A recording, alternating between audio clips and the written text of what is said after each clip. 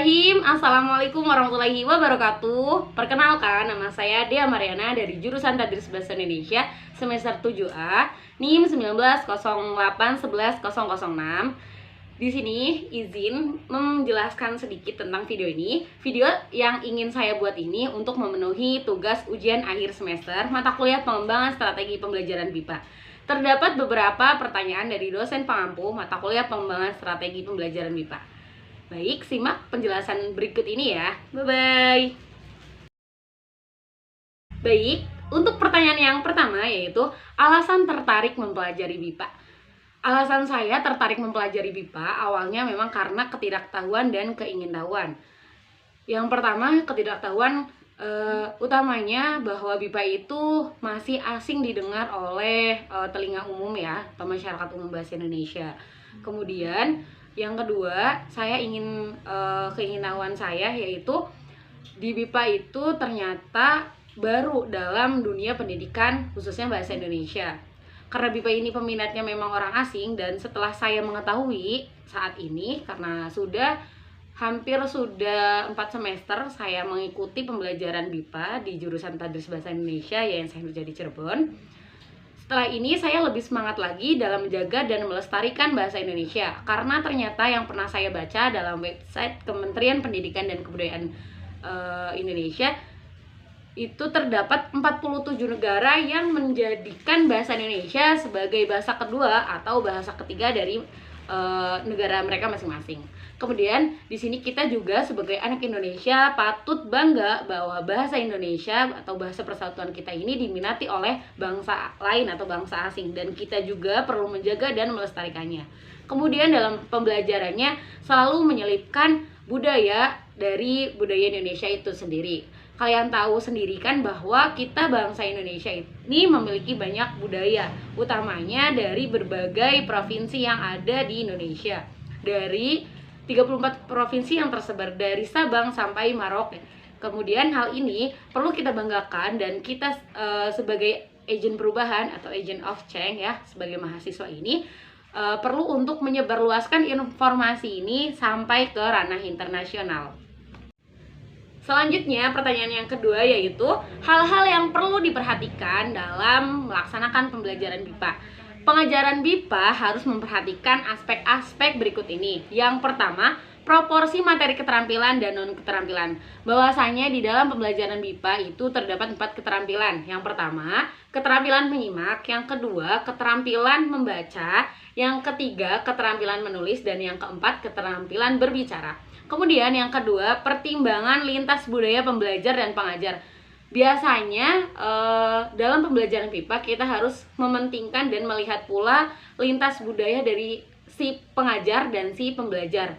Jika si pengajar ini orang Jawa, biasanya logat dari si pengajar, logat dari pembelajar akan mengikuti logat dari si pengajar. Maka harus lebih berhati-hati dalam menjelaskan suatu materi dalam pembelajaran BIPA. Kemudian yang ketiga ini adalah karakteristik pembelajar. Kita juga harus perlu mengetahui karakteristik si pembelajar. Apakah dia memang memiliki kemampuan dasar dari suatu bahasa atau kemampuan dasar dari bahasa Indonesia atau tidak. Kemudian karakteristik dari mulai emosi dan lain-lain. Kemudian yang keempat ini ada tujuan pembelajaran BIPA.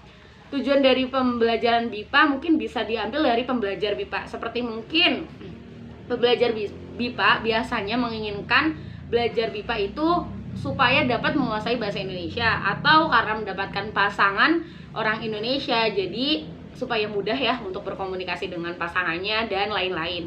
Namun tak hanya itu, tujuan BIPA juga bisa tentang upaya internasionalisasi bahasa Indonesia, di mana kita berusaha untuk menjadikan bahasa Indonesia sebagai bahasa internasional. Kemudian juga dapat memperkenalkan lebih dalam tentang kebudayaan dan karakteristik Indonesia, dan ternyata BIPA juga dapat mempererat hubungan antar negara, utamanya negara yang memiliki hubungan diplomatik dengan Indonesia.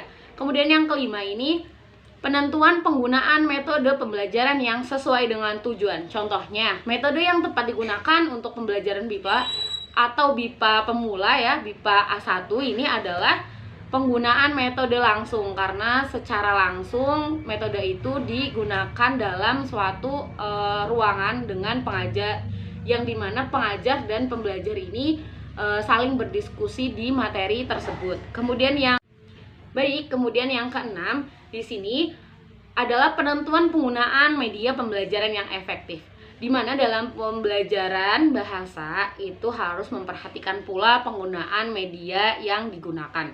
Salah satu media yang tepat digunakan dalam pembelajaran BIPA yaitu media audiovisual, karena akan lebih kreatif dan menarik bagi pembelajar BIPA, di mana terdapat audio yang dapat didengarkan oleh pembelajar dan gambar yang dapat dilihat oleh pembelajar, sehingga pembelajaran BIPA itu tidak monoton.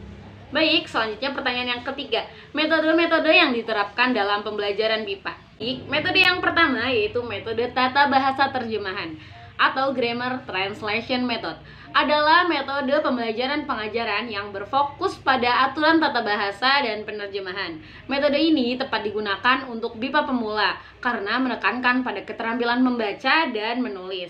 Namun, akan cukup sulit jika menerapkan keterampilan pada keterampilan berbicara, karena pembelajaran masih tergantung pada pengajar BIPA karena selalu diminta untuk diterjemahkan oleh pengajarnya. Yang kedua, metode audiolingual atau oral function skill adalah menitik beratkan pada pelatihan struktur dan bentuk kalimat dengan kemampuan mendengar dan berbicara sebelum bisa membaca dan menulis. Metode yang ketiga yaitu metode respon fisik total atau total physical response. Adalah metode ini digunakan untuk merangsang siswa atau pembelajar bahasa asing untuk mengingat kosakata melalui rangsangan gerakan. Metode ini mempunyai prinsip belajar melalui gerakan tubuh.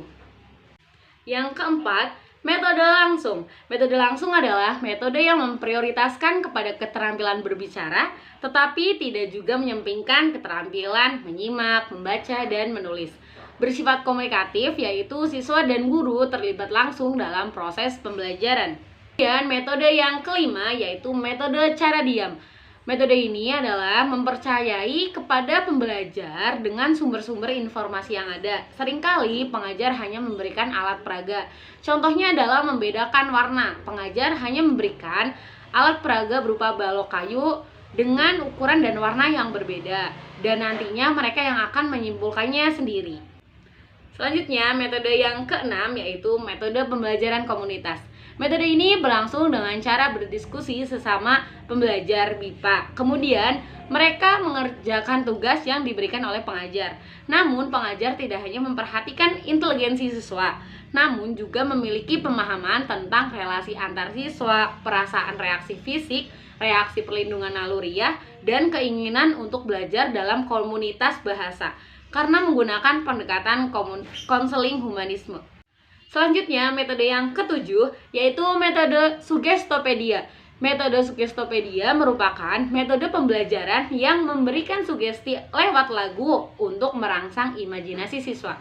Di sini, pengajar dapat menggunakan media berupa audio visual. Metode yang kedelapan yaitu metode komunikatif. Metode ini yaitu pendekatan komunikatif dipandang sebagai pendekatan yang sangat dekat dengan tujuan pembelajaran BIPA, yang mengutamakan kemampuan berkomunikasi.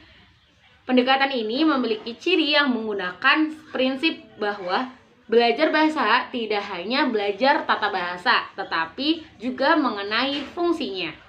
Selanjutnya, metode yang kesembilan yaitu metode komunikatif integratif, yaitu metode penyatuan dari berbagai aspek ke dalam satu keutuhan yang padu. Metode integratif, metode ini berfungsi sebagai penggabungan dua bidang keilmuan atau lebih. Kemudian komunikatif ini berkaitan dengan kemampuan berkomunikasi dari si pembelajar BIPA. Pendekatan yang terakhir atau pendekatan yang ke-10 yaitu metode pembelajaran bahasa. Metode pembelajaran bahasa adalah rencana pembelajaran bahasa yang mencakup pemilihan, penentuan, dan penyusunan secara sistematis bahan yang akan diajarkan serta kemungkinan pengadaan remedi dan bagaimana pengembangannya. Selanjutnya, pertanyaan yang keempat yaitu beri contoh singkat dan jelas penerapan salah satu metode yang bisa dilakukan di dalam kelas. Menurut saya, metode yang tepat dilakukan di dalam kelas yaitu metode langsung, karena metode ini memprioritaskan kepada salah satu keterampilan berbahasa, yaitu keterampilan berbicara, tetapi tidak juga menyampingkan keterampilan yang lain seperti keterampilan menyimak, membaca, dan menulis. Kemudian, metode langsung ini bersifat komunikatif karena di mana siswa dan pengajar BIPA ini secara langsung terlibat untuk proses pembelajarannya. Suatu cara menyajikan materi pelajaran bahasa di mana guru langsung menggunakan bahasa tertentu sebagai bahasa pengantar dan tanpa menggunakan bahasa anak didik sedikit pun dalam mengajar. Jika ada suatu kata-kata yang sulit dimengerti dari pembelajar BIPA, maka guru dapat mengartikan dengan menggunakan alat peraga atau mendemonstrasikannya ataupun bisa menggambarkan di dalam papan tulis.